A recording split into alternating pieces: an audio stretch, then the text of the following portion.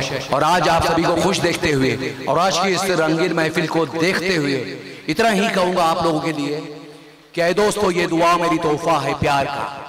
ऐ दोस्तों, ये दुआ मेरी तोहफा है प्यार का, 100 साल तक रहे ये जमाना बाहर का।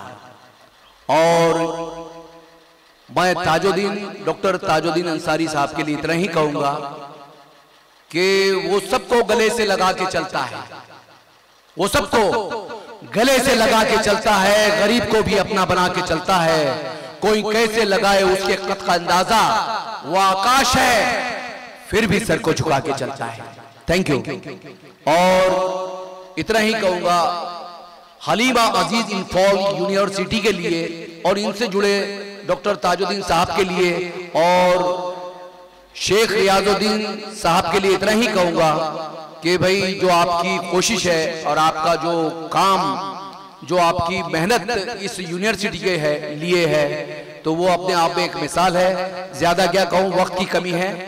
और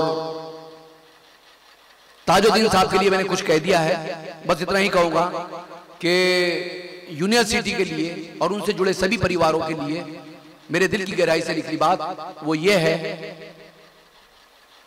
कि गली गली में ये चर्चा आम हो तेरा, गली गली में ये चर्चा आम हो तेरा, फलक के चांद से ऊंचा मकाम हो तेरा। हलीमा अजीज इंफॉल यूनिवर्सिटी है प्यारा, खुशी मिले सबको कि आसमां की बुलंदी में नाम हो तेरा। Thank you, thank you.